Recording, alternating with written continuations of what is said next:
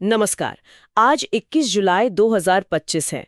आज की बातचीत में हम कुछ हालिया घटनाओं पर नजर डाल रहे हैं जो बीबीसी हिंदी के विश्लेषण पर आधारित है। जी। इसमें ढाका की एक दुखद विमान दुर्घटना है, गाजा में नई हलचल, भारतीय संसद का हाल और बिहार में वोटर लिस्ट का एक मामला। बिल्कुल। कोशिश यही रहेगी कि इन अहम पर थोड़ी बिखरी हुई सी लगने वाली घटनाओं को थोड़ा जोड़ कर देखें।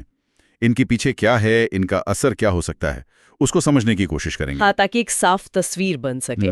तो शुरुआत ढाका से करते हैं। हाँ। वहाँ एक बहुत बड़ा हादसा हुआ है।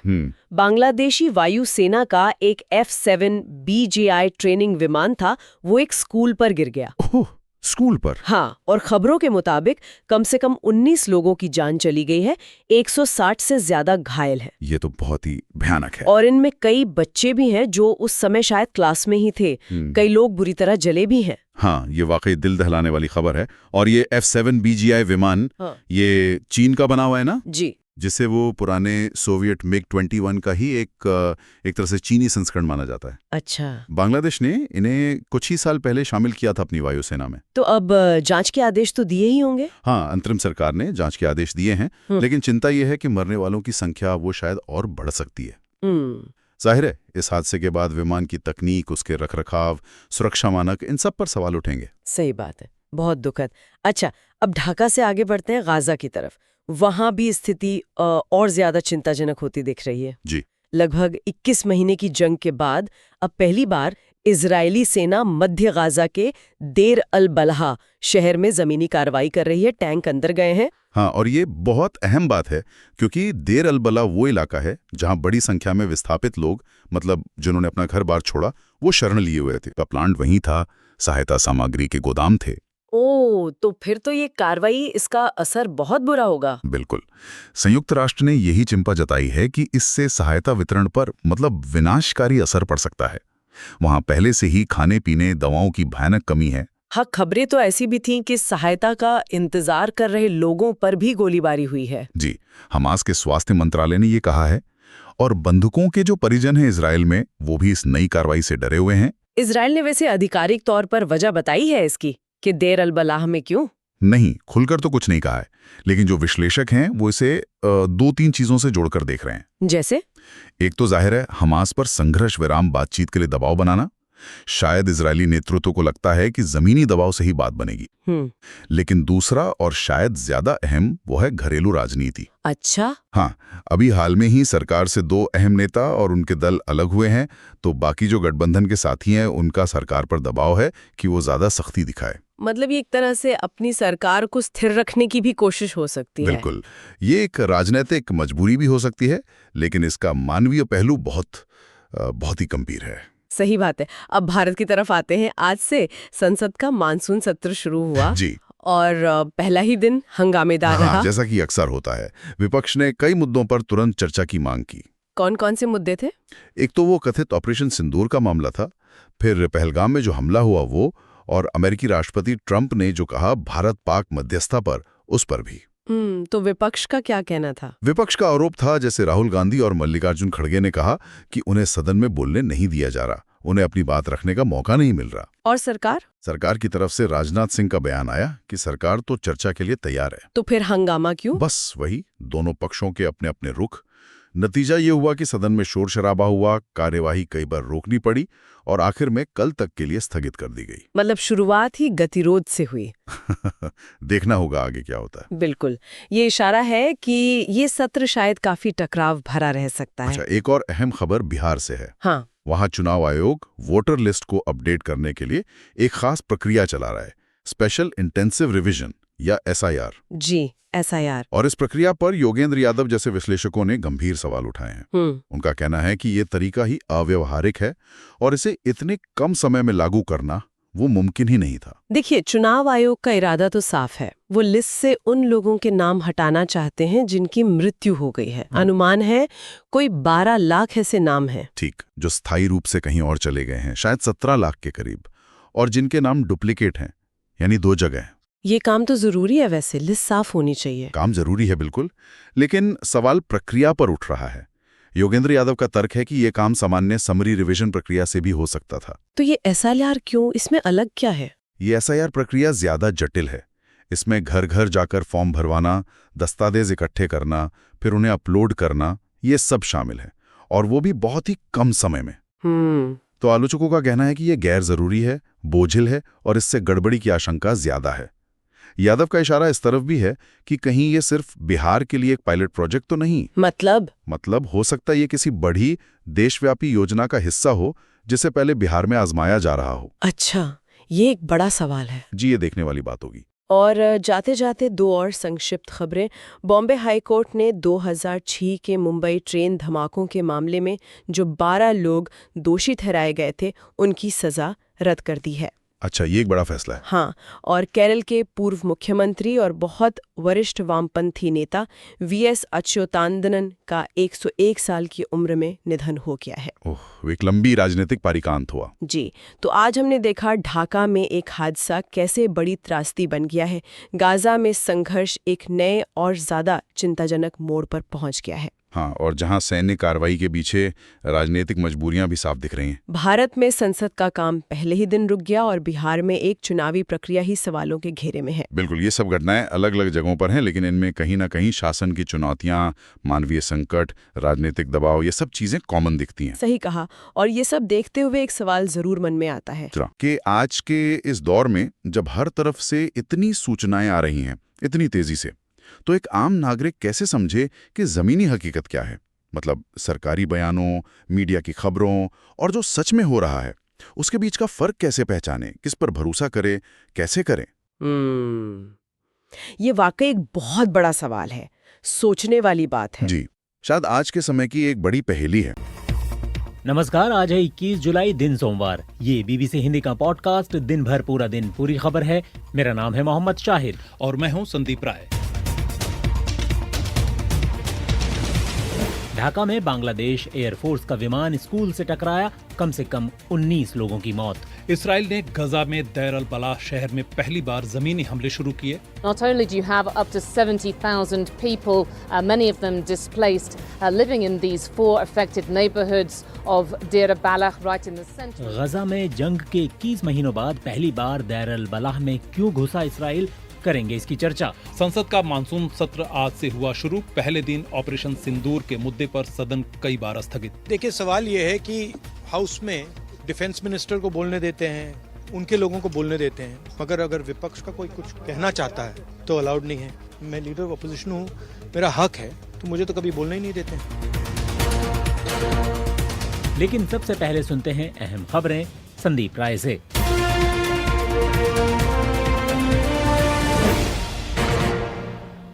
बॉम्बे हाई कोर्ट ने मुंबई लोकल ट्रेन विस्फोट मामले में 12 लोगों को दोषी ठहराए जाने के विशेष अदालत के आदेश को रद्द कर दिया है। 11 जुलाई 2006 को मुंबई की लोकल ट्रेन में सिलसिलेवार धमाके हुए थे, जिसमें 189 लोगों की मौत हुई थी और 824 लोग घायल हो गए थे। इस मामले में Maharashtra control of organised crimes act यानी मकोका की विशेष अदालत ने साल 2015 में 12 लोगों को दोषी करार दिया था। केरल के पूर्व मुख्यमंत्री और वरिष्ठ कम्युनिस्ट नेता वीएस अच्युतानंद का 101 वर्ष की उम्र में निधन हो गया। उन्होंने 2006 में केरल में पार्टी को सत्ता में वापसी दिलाई थी और अगले 5 साल यानी 2006 से 2011 तक केरल के मुख्यमंत्री रहे। वीएस अच्युतानंदन भारतीय कम्युनिस्ट पार्टी से अलग होकर 1964 में मार्क्सवादी कम्युनिस्ट पार्टी बनाने वाले 32 संस्थापकों में से एक थे। अच्युतानंदन 1940 में 17 साल की उम्र में भारतीय कम्युनिस्ट पार्टी में शामिल हुए थे। सीरिया में चल रहे मौजूदा युद्ध विराम के बीच सैकड़ों बद्दुईन लोगों को सुरक्षित स्थानों पर पहुंचाया गया है। सीरियाई सरकारी मीडिया के अनुसार इन लोगों को द्रूज समुदाय बहुल इलाके से निकालकर पड़ोसी डारा प्रांत और राजधानी दमिश्क में राहत केंद्रों में भेजा जा रहा है। करीब 10 दिन पहले दक्षिणी प्रांत के द्रूज इलाकों में बद्दुईन और द्रूज लड़ाकों के बीच सांप्रदायिक झड़पें शुरू हुई थीं। शनिवार को युद्ध विराम लागू होने तक इन झड़पों में 1100 से ज्यादा लोगों की जान चली गई है। ईरान ने संकेत दिया है कि वो पश्चिमी देशों के साथ अपने परमाणु कार्यक्रम पर बातचीत करने को तैयार है। हालांकि ईरान ने ब्रिटेन, फ्रांस और जर्मनी पर 2015 के परमाणु समझौते की जिम्मेदारियां पूरी न करने का आरोप लगाया। इन तीनों देशों ने तेहरान को वार्ता में लौटने की चेतावनी दी है और ऐसा न करने पर प्रतिबंध लगाने की धमकी भी दी है। इस बीच शुक्रवार को इस्तांबुल में बातचीत फिर से शुरू होने की संभावना है। संसद में बहुमत खोने के बावजूद जापान के प्रधानमंत्री इशिबा ने कहा है कि वो पद पर बने रहेंगे। उन्होंने अमेरिका के साथ प्रस्तावित व्यापार समझौते को इसकी वजह बताया। रविवार को सत्तारूढ़ गठबंधन को संसद के ऊपरी सदन में बहुमत नहीं मिल सका। लिबरल डेमोक्रेटिक पार्टी के नेतृत्व वाला ये गठबंधन पिछले साल अक्टूबर में ही निचले सदन में बहुमत गंवा चुका है।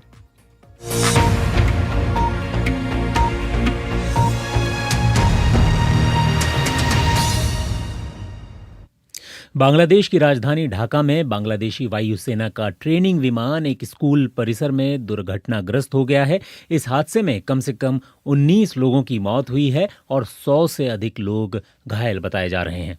उत्तरी उपनगर उत्तरा में माइलस्टोन स्कूल और कॉलेज के दृश्य सामने आए हैं, जिसमें धुआं उठता देखा जा सकता है और सेना ने पुष्टि की है कि इस घटना में उसका विमान शामिल था। जी, ये national institute of burn and plastic surgery के एक डॉक्टर हैं। उन्होंने पत्रकारों से कहा है कि बच्चों और वयस्कों समेत 50 से अधिक घायलों को अस्पताल लाया गया है जो जली अवस्था में थे, संदीप। और इस घटना में कई लोग घायल हैं, तो इसमें जो माना जा रहा है कि मरने वालों की जो संख्या है, वो आंकड़ा है, वो बढ़ने की आशंका है। जी, और सेना ने अपने एक बयान में कहा है कि बांग्लादेश एयरफोर्स का F-7 BGI ट्रेनिंग एयरक्राफ्ट दुर्घटनाग्रस्त हुआ है और विमान ने स्थानीय समयानुसार दोपहर 1:06 पर उड़ान भरी थी। जी, और इस दुर्घटना के बाद बांग्लादेश के अंतरिम सरकार के नेता हैं मोहम्मद यूनुस, उन्होंने सोशल मीडिया वेबसाइट एक्स पर जो है पोस्ट किया है और कहा है कि इस घटना की वजह की जांच के लिए ज़रूरी कदम उठाए जाएंगे। घटनास्थल पर मौजूद BBC संवाददाता शाहनवाज रॉकी ने वहां का आंखों देखा हाल सुनाया है। This is the building where the plane has crashed. Behind this building, just 100 meters away from मेरे पीछे जो बिल्डिंग है उसी के पीछे प्लेन क्रैश हुआ है और वो जगह यहाँ से 100 मीटर की दूरी पर है। ये प्लेन 1 बजे क्रैश हुआ है और उस वक्त ज्यादातर स्टूडेंट्स क्लासरूम में थे। मैंने घटना के चश्मदीद से बात की और उन्होंने मुझे बताया कि उनके दोस्त की उनकी आंखों के सामने ही मौत हो गई। साथ ही उन्होंने बताया कि उस वक्त स्कूल के अंदर सैकड़ों छात्र थे और 10 से 15 अभिभावक बाहर उनका इंतजार कर रहे थे, तभी प्लेन वहां गिरा। हमें अलग अलग सोर्सेज से पता चला है कि कम से कम 19 लोगों की मौत हो गई है और 160 से ज्यादा घायलों को अस्पताल में भर्ती किया गया है। जो गंभीर रूप से जल गए हैं, यहाँ छात्रों के लिए एक रिहायशी इमारत भी थी, उसके बारे में अभी तक कोई जानकारी नहीं है। बाहर खड़े हुए अभिभावकों को नहीं पता कि उनके बच्चों के साथ क्या हुआ है। हमने देखा कि कई सारी एम्बुलेंस यहाँ आई हैं और घायलों को आसपास के अस्पतालों में ले गईं। सेना ने रेस्क्यू ऑपरेशन शुरू कर दिया है और इलाके की घेराबंदी कर दी है और किसी को भी घटनास्थल के पास नहीं जाने दिया जा रहा है। बाहर अभिभावक अपने बच्चों की जानकारी के लिए खड़े हुए हैं। तो ये थे घटनास्थल पर मौजूद BBC संवाददाता शाहनवाज रॉकी। और इस पूरे घटनाक्रम में, दुर्घटना में 164 के करीब लोग अभी भी घायल हैं। संदीप, अगर हम बात करें ये जो विमान था, किस तरीके का विमान था, कैसा ट्रेनिंग एयरक्राफ्ट था, जरा बताएं। जी, अभी तक जो जानकारी सामने आई है उसमें ये विमान F-7 BGI जेट है जी। और ये बांग्लादेश एयरफोर्स का मॉडर्न ट्रेनर जेट है। इसे चीन की कंपनी चेंगडू एयरक्राफ्ट कॉरपोरेशन ने डेवलप किया था जी। और माना जाता है कि यह सोवियत यूनियन के MiG-21 का चाइनीज वर्जन यानी J-7 का अपग्रेडेड मॉडल है। सिंगल इंजन वाला ये लाइट इंटरसेप्टर जेट मार्क 3 यानी करीब 2000 किलोमीटर प्रति घंटे की रफ्तार से उड़ सकता है और बांग्लादेश ने इसे 2013 में चीन से खरीदा था और इसे पायलट ट्रेनिंग और इंटरसेप्शन के लिए इस्तेमाल किया जाता है। बांग्लादेश के बाद अब रुख करते हैं इसराइल का। इस खबर का भी अपडेट लेंगे। इसराइल में जिस तरीके से सुरक्षा बलों ने सेंट्रल गजा के दैर अल बला शहर पर ज़मीनी और हवाई हमले शुरू कर दिए हैं, उसकी चर्चा अब हर जगह हो रही है, संदीप। और इन हमलों की वजह ये भी है क्योंकि गजा में इसराइल के जो पूरे हमले हैं, कार्रवाई है, वो 21 महीनों से जारी है और इस दौरान अब तक इस इलाके में कोई भी ज़मीनी ऑपरेशन नहीं हुआ था। लेकिन अब इस कार्रवाई में टैंक जो हैं दाखिल हो गए हैं। ताज़ा हमलों के बाद इस जगह के लोगों का भी विस्थापन शुरू हो चुका है। हाँ, और गजा के दक्षिण पश्चिमी हिस्से के 6 रेजिडेंशियल ब्लॉक्स के लोगों को इजरायली सेना ने इलाका खाली करने को कहा था और कुछ ही घंटों बाद सोमवार की सुबह इजरायली सेना ने ज़मीनी अभियान शुरू कर दिया। कथित तौर पर इन हमलों में कई लोगों की मौत हुई है। जी, और दैर अल बलाह शहर में इसराइल की ज़मीनी कार्रवाई से इसराइली बंधकों के परिजन भी परेशान हैं। उनको डर है कि इस कार्रवाई से उनकी जान को खतरा है। और इस इलाके में दक्षिणी गजा के रफा और खान यूनिस से आए विस्थापित लोगों की एक बड़ी संख्या रहती है। स्थानीय पत्रकारों ने बीबीसी को बताया है कि इसराइली टैंक और मिलिट्री वाहन भारी गोलाबारी के बीच किसुफिम चेक पॉइंट से दाखिल हुए हैं। और मध्य पूर्व की बीबीसी संवाददाता योलांत नेल ने इस नए हमले के बारे में बीबीसी को बताया है। Not only do you have up to 70,000 people, many of them displaced, living in these four affected गजा पट्टी के बिल्कुल मध्य में दैर अल बलाह के 4 प्रभावित इलाकों में 70,000 से ज्यादा लोग न केवल रहते हैं बल्कि इनमें अधिकतर विस्थापित हैं। इसके अलावा संयुक्त राष्ट्र कह रहा है कि यहाँ पर महत्वपूर्ण बुनियादी ढांचा भी है, जिनमें एक बड़ा पानी का प्लांट और मानवीय सहायता के गोदाम शामिल है। संयुक्त राष्ट्र के मानवीय कार्यालय ने कहा है कि उसका स्टाफ उस जगह की सुरक्षा का काम वहाँ जारी रखेगा। दैर अल बलाह सिर्फ इसलिए भी अहम नहीं है क्योंकि यहाँ पर जंग के बाद से अभी तक इस्राएली सुरक्षा बलों ने जमीनी अभियान शुरू नहीं किया था, बल्कि यहाँ से गजा पट्टी के अलग अलग मानवीय मदद के संगठन काम करते हैं। अपने स्टाफ के लिए उनके गेस्ट हाउस भी इस इलाके में मौजूद हैं। इस वजह से इसका बहुत बड़ा असर हो सकता है। संयुक्त राष्ट्र के मानवीय मामलों के समन्वय कार्यालय समूह का कहना है कि इस कार्रवाई की वजह से गजा में लोगों को जिंदा रखने के लिए बची बेहद नाजुक लाइफलाइन पर भी विनाशकारी असर पड़ सकता है। तो ये थी योलांद नेल जो बता रही थी वहां का आंखों देखा हाल। गजा के स्वास्थ्य मंत्रालय के मुताबिक संदीप बीते 24 घंटों में जो है वो कम से कम बच्चों समेत 19 फलस्तीनियों की मौत हो रही है। तो जो स्थानीय लोगों पर जो पहले से मंडरा रहा था खाने का खतरा, वो और भी गंभीर हो चुका है। गजा में विस्थापन और कुपोषण एक दूसरे का पर्याय बन चुके हैं। लोगों को मुश्किल से एक वक्त का खाना नसीब हो रहा है। और दैर अल बलाह में अल अक्सा अस्पताल के प्रवक्ता डॉक्टर खलील अल दकरान ने बताया है कि गजा के अस्पतालों की हालत बेहद गंभीर है और अस्पताल स्टाफ या मरीजों को जो है वो खाना नहीं दे पा रहे हैं और भूख की वजह से कई स्टाफ काम करने में भी सक्षम नहीं है। वहीं गजा में बेहद कम मानवीय मदद लोगों को हासिल हो पा रही है। इसके अलावा मानवीय मदद के लिए राहत केंद्रों पर जा रहे लोगों की मौत की भी खबर है। हमास के स्वास्थ्य मंत्रालय ने बताया है कि उत्तरी गजा में संयुक्त राष्ट्र के राहत सामग्री के ट्रकों का इंतजार कर रहे लोगों पर इस्राएली सेना ने गोलीबारी की है, जिनमें कम से कम 67 लोगों की मौत हुई है। वहीं आलिया हलावा नाम की एक स्थानीय महिला ने एक अपील की है। हम चाहते हैं कि युद्ध बंद हो और क्रॉसिंग को खोला जाए। हम चाहते हैं कि फ़लस्तीनी लोग आम जिंदगी जिएं।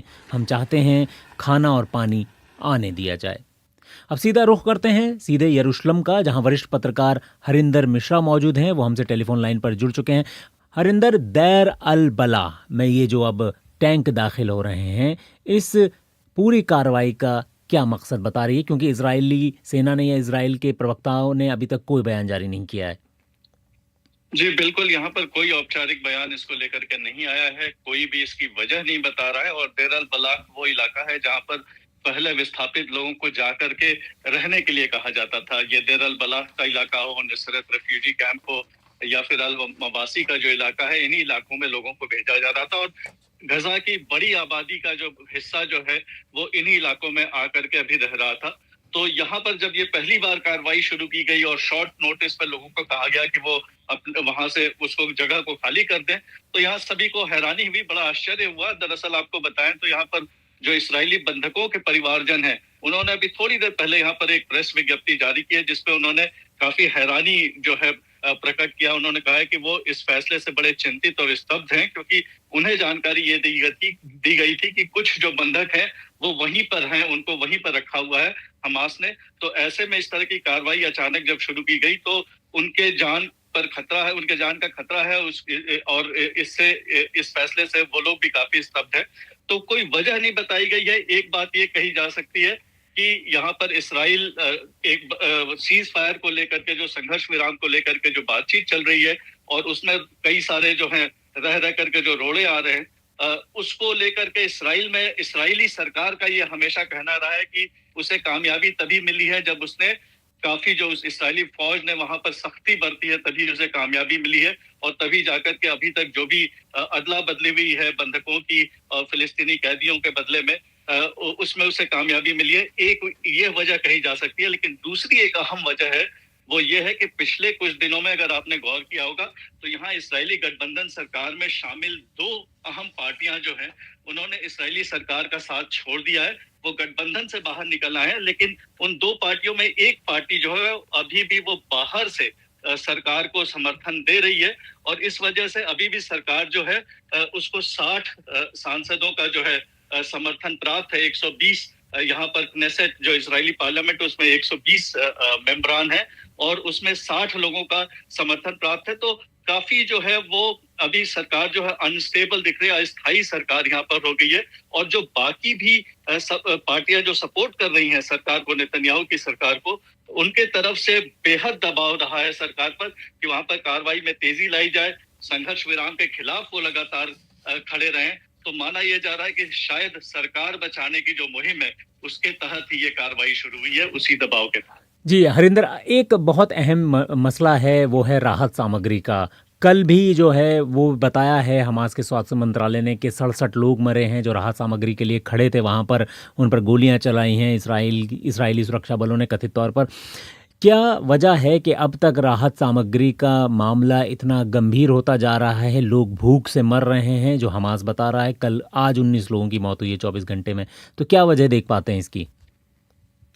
देखिए, राहत सामग्री को लेकर के तो काफी इस्राइल पर अंतर्राष्ट्रीय समुदाय का भी दबाव पड़ता रहा है। उसके बावजूद जैसा मैंने कहा कि यहाँ पर इस्राएली सरकार पर जो दबाव है उसकी वजह से शायद अंतर्राष्ट्रीय दबाव जो है वो ज्यादा हावी नहीं हो पाया है। ये हावी है अभी जो गठबंधन में जो इंस्टेबिलिटी है, जो अस्थिरता चल रही है, वो शायद ज्यादा हावी है नेतन्याहू के फैसलों पर। और वहां पर 800 लोग दरअसल जब से देखा जाए वहां पर ये जो नया मैकेनिज्म जो इन लोगों ने शुरू किया, जिस तरह से GHF के जरिए वहां पर राहत सामग्री बांटना शुरू किया इस्राइल ने, उसमें लोगों की लंबी कतार नजर आ रही है। वहां पर बेतहाशा जो लोग हैं बहुत दूर दूर से इकट्ठा होते हैं और महज 3 या 4 जो हैं राहत सामग्री वितरण केंद्र हैं, उसमें भी हमेशा चारों नहीं खुले रहते। तो आप समझ सकते हैं कि 21 लाख लोगों को उस तरह से भोजन दे पाना कितना जो है मुश्किल होगा और लोगों को नहीं मिल पा रहा। और खास करके उन लोगों को जो कि शारीरिक तौर पर जो है कमजोर हैं, वो बिल्कुल इन केंद्रों पर जाकर के लाइन में खड़ा होकर के भोजन लेने में असमर्थ है, उन्हें नहीं मिल पा रहा।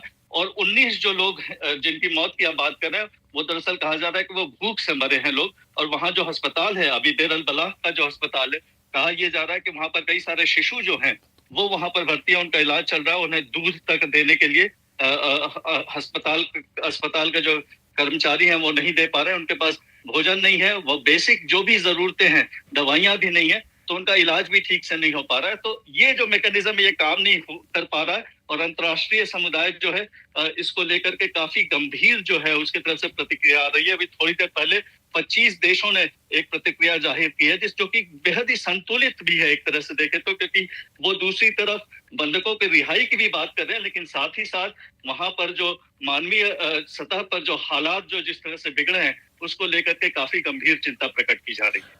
अगर मैं ये बात करूं, देर अल बलाह एक ऐसी जगह रही है, वहाँ पर बहुत सारी इमारतें अभी भी बची हुई थीं, लेकिन वहाँ पर भी कार्रवाई शुरू कर दी गई।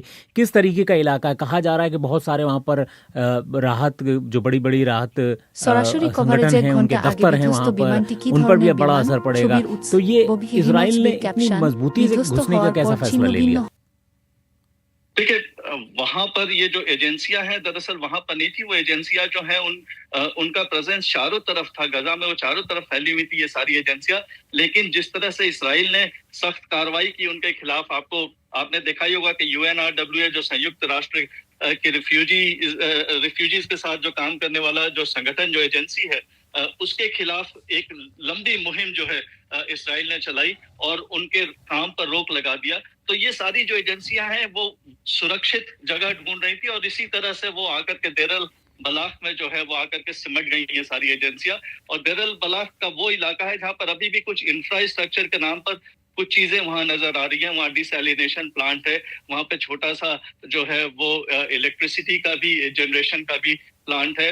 वहां पर थोड़ी बहुत जो है सुविधाएं हैं, अस्पताल भी वहां पर जो है वो मौजूद है। अलक्षा अस्पताल। तो इस तरह से लोगों को फिर भी कुछ सुविधाएं वहां पर जो है ये लोग देने में सक्षम हो पा रहे थे, इसलिए आकर के वो सारा जो प्रबंध है वो आकर के यहाँ से मट गया था। अब फिर अफरा तफरी का माहौल है। जैसे ये कार्रवाई शुरू हुई है वहां से लोग जाने लगे, और आपको ये आप अगर देखें तो 21 लाख की आबादी का जो गजा है उसमें तकरीबन 97% लोग कहा जा रहा है कि अब तक कम से कम एक बार विस्थापित हो चुके हैं, कुछ लोग तो 10 बार भी विस्थापित हो चुके हैं। इस तरह की जानकारी वहां से आ रही है। बहुत बहुत धन्यवाद। तो ये थे यरूशलेम से वरिष्ठ पत्रकार हरिंदर मिश्रा। दिन की बड़ी खबर, चाहे भारत में हो या दुनिया में कहीं और, जो हुआ केवल वही नहीं, ऐसा क्यों हुआ जानिए वो भी। खबर के आगे क्या है, खबर की परतों के बीच क्या छिपा है, पहले समझे फिर समझाएं।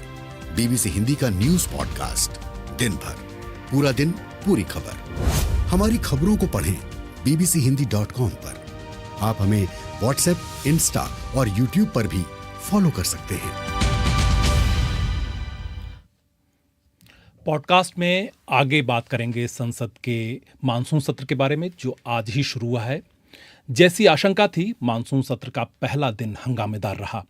हालांकि मानसून सत्र शुरू होने से पहले प्रधानमंत्री नरेंद्र मोदी ने मीडिया को संबोधित किया और पहलगाम हमले की निंदा की और ऑपरेशन सिंदूर के बारे में कहा कि इसमें तय किए गए सभी लक्ष्यों को हासिल किया गया। उन्होंने मानसून सत्र के रचनात्मक होने की भी उम्मीद जताई। इस मानसून सत्र से देश के विकास यात्रा को बल देने वाले, देश की प्रगति को बल देने वाले, देश के नागरिकों को सामर्थ्य देने वाले अनेक विधेयक प्रस्तावित हैं। सदन विस्तृत चर्चा करके उसको भी पारित करेगा। मेरी सभी माननीय सांसदों से उत्तम डिबेट चलाने के लिए शुभकामनाएं हैं। तो हर सत्र शुरू होने से पहले प्रधानमंत्री नरेंद्र मोदी ज़रूर बोलते हैं संदीप। और आज सुबह जब सत्र की शुरुआत हुई तो लोकसभा अध्यक्ष ओम बिरला ने पहलगाम में चरमपंथी हमले में मारे गए लोगों और अहमदाबाद में एयर इंडिया विमान दुर्घटना में मारे गए लोगों को श्रद्धांजलि दी। लोकसभा अध्यक्ष ने इस विमान दुर्घटना में गुजरात के पूर्व मुख्यमंत्री विजय रूपाणी के निधन पर भी शोक जताया। लेकिन इसके तुरंत बाद जैसे ही प्रश्नकाल का ऐलान किया गया, लोकसभा में विपक्षी बेंच की ओर से नारेबाजी शुरू हो गई। हालांकि लोकसभा अध्यक्ष ने कहा कि प्रश्नकाल के बाद ऑपरेशन सिंदूर पर चर्चा होगी, लेकिन विपक्ष के सदस्यों की ओर से हंगामा जारी रहा। हंगामे के बीच रक्षा मंत्री राजनाथ सिंह ने कहा कि सरकार ऑपरेशन सिंदूर और किसी भी तरह की चर्चा के लिए तैयार है।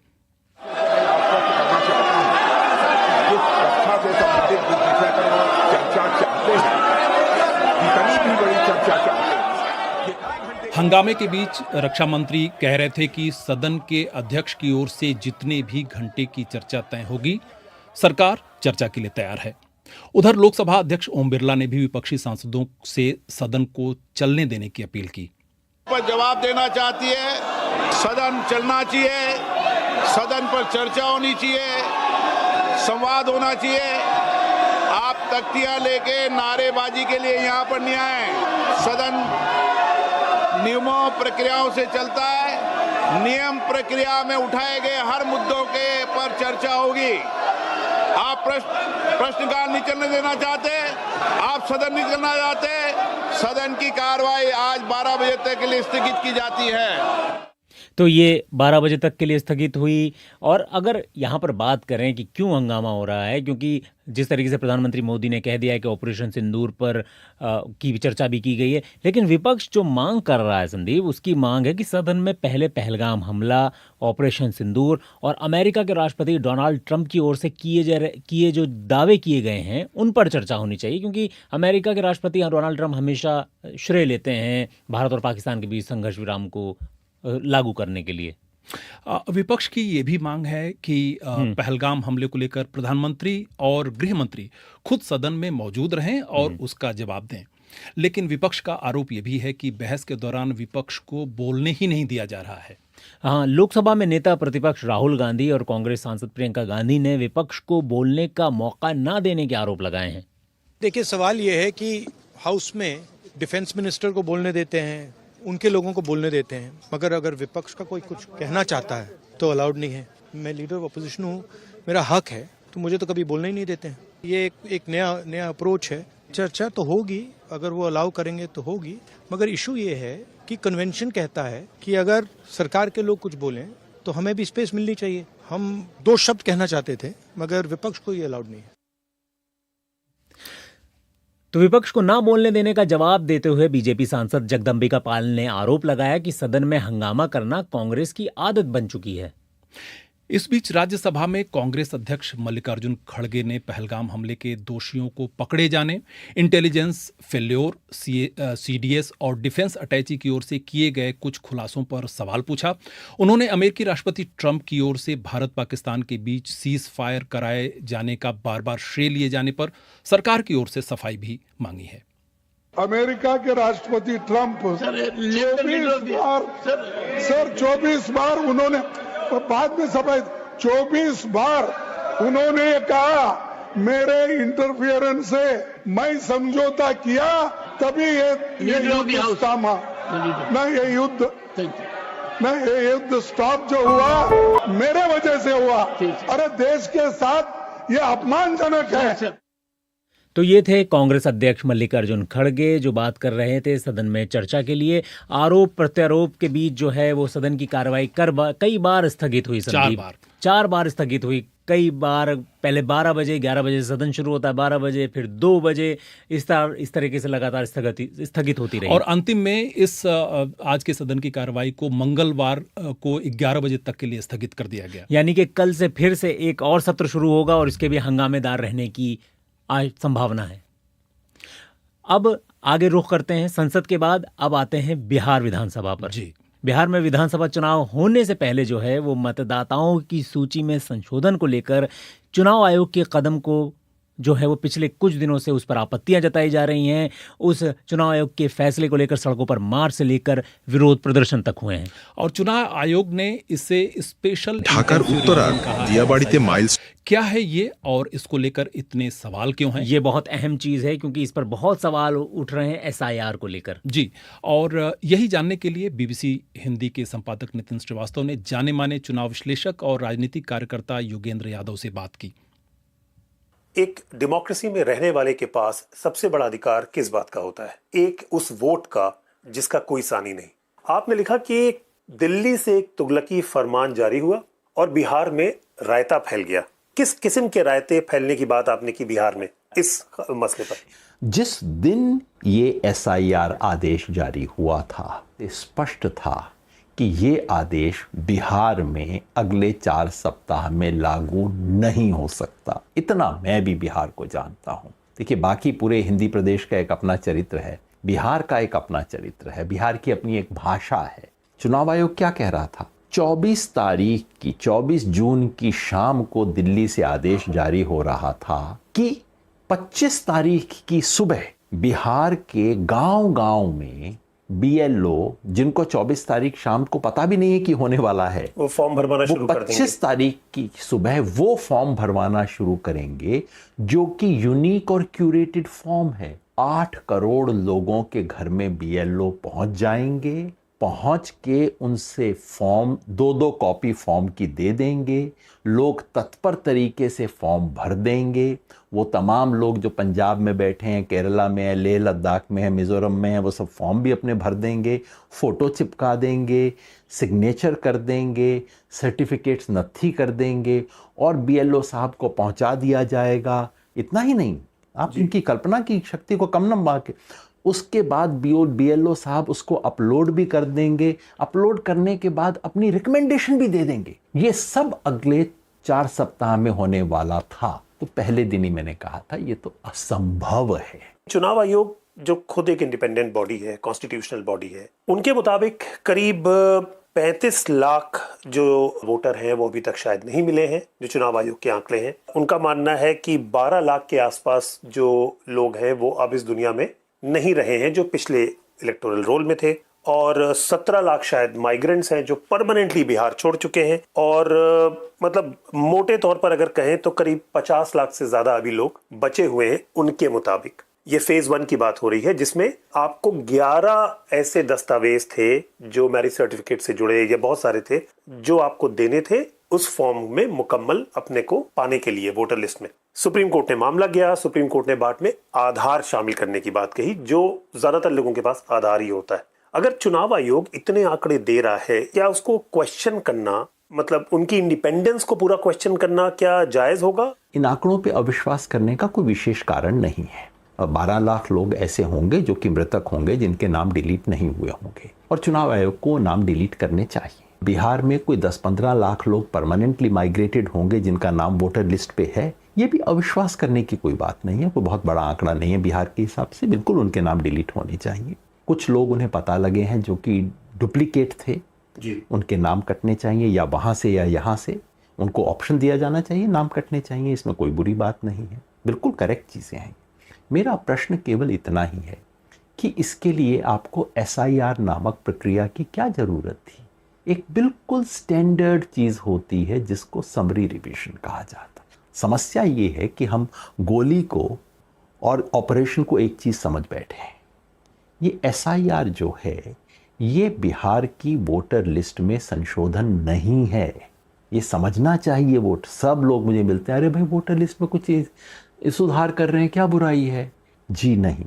और कहते हैं अरे 2003 में तो हुआ था, दोबारा कर रहे हैं, क्या बुराई है? 2003 में 2005 के लिए हुआ था और पूरे लंबे प्रक्रिया के साथ। न सिर्फ वो हुआ था, ये जो SIR नामक चीज हो रही है ये केवल बिहार की वोटर लिस्ट में संशोधन नहीं है, ये पूरे देश के लिए आदेश है जो कि संयोग से बिहार से शुरू हो रहा है।